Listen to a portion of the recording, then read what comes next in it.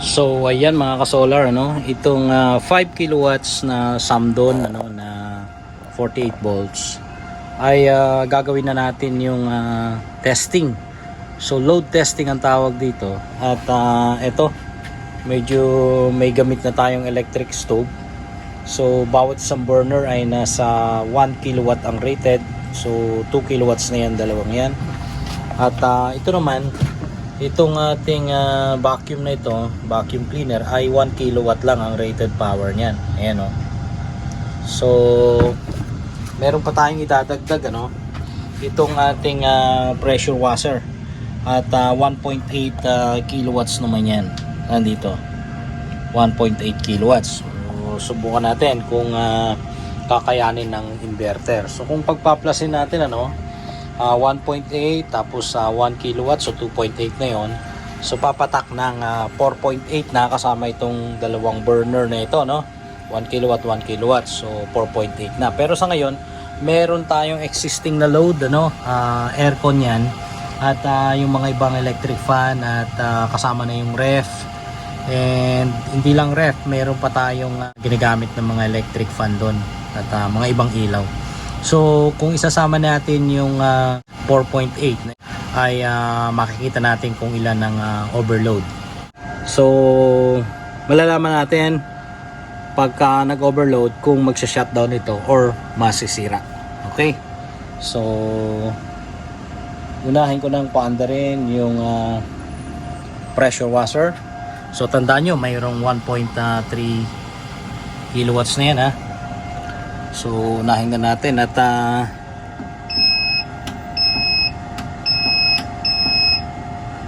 may kasalukuyang hina-harvest. So mayroong galing sa solar panel 502. At ayan yung total load niya nasa 1.67 ang total load, 5 kilowatts, so 33%. At ang charge niya ay 50.8 volts, so 64% ang charge ng battery. So subukan ko muna paandarin yung pressure washer. At dito natin titingnan mamaya. Paandarin ko to. So yan, wala pang pressure yan. Medyo nadagdagan na. Pagka pre-nest ko ito, eto, magkakaroon ng lakas yan mamaya. At subukan ko na rin paandarin to. Ayan. So nag 2.7. And another burner. Ayan, 3.67. So tingnan natin yung load dito sa mismong unit, mismong inverter.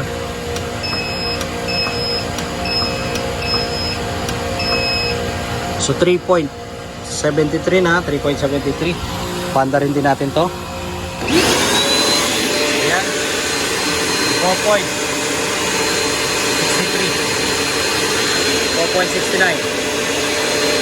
So iti-trigger ko na yung pressure washer. Tingnan natin kung mamamatay,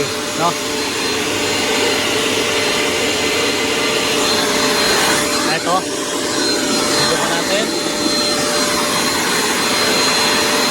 Maingay lang. Dito ko na itututok. Ayan. Tingnan natin. May tubig. 4.8. Wala pa. Ayan, yan. Medyo tataas yan. Ayan.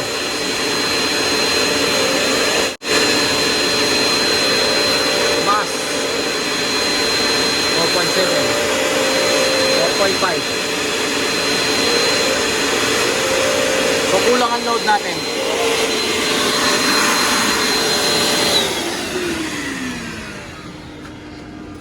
So medyo kulang pa ang load natin, Ayan. Patayin na natin to. At magdadagdag pa tayo ng medyo malakas-lakas na power. Kasi hindi inabot nito yung talagang lakas niya. Hindi niya nakuha yung 1.8. So tingnan ko kung meron akong heat gun dito.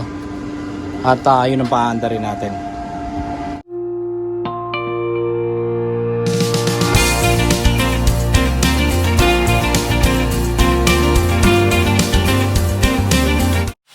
Kayanin ng 5 kilowatts na 48 volts Samdon pure sine wave na toroidal hybrid off-grid inverter na ito.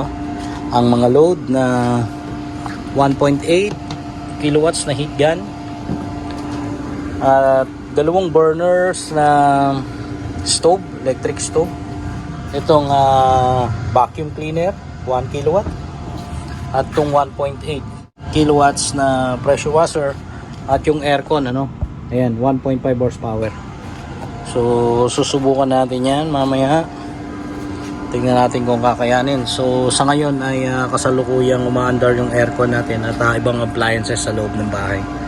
At ito medyo uminit na kasi, trinay ko kanina, medyo mababa pa yung load, nasa 4.8 lang. At dadagdagan ko pa ng isang mas malakas. So subukan natin kung kayang mag-overload, ano, na hindi masisira ang inverter.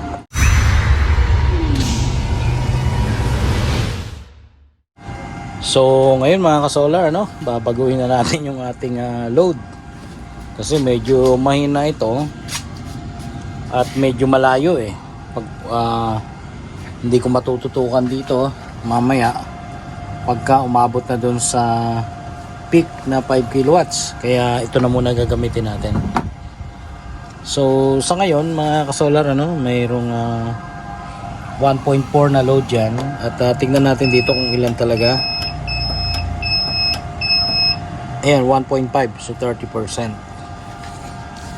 So kung dadagdagan natin ito, 2 kilowatts yan, so 3.5 and then 4.5, tapos ito kahit sa first level lang tayo. Okay, so unahin ko ng paanda rin itong electric stove. Ayan, tignan natin kung madagdagan. Ayan, 2.1 agad, 2.4 pala, 2.4 and another. Ayan, oh, umilaw na, dalawa na, so 3.3. At subukan natin ito, vacuum.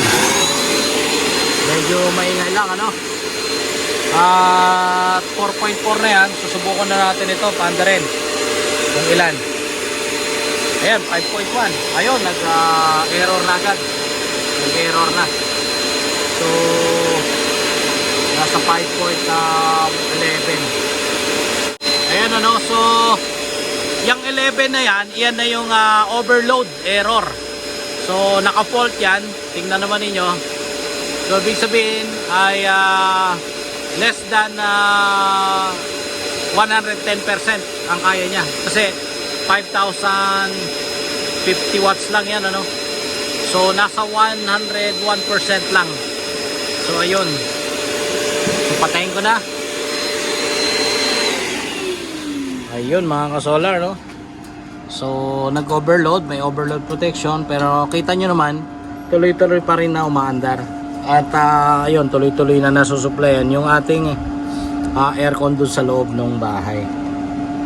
So yan lang muna mga ka-solar. At susunod din nating i-test ang overload nyan sa load testing. At usap tayo sa susunod na video. At muli, maraming salamat sa panonood. At ang inyong ka-solar, si Solarens.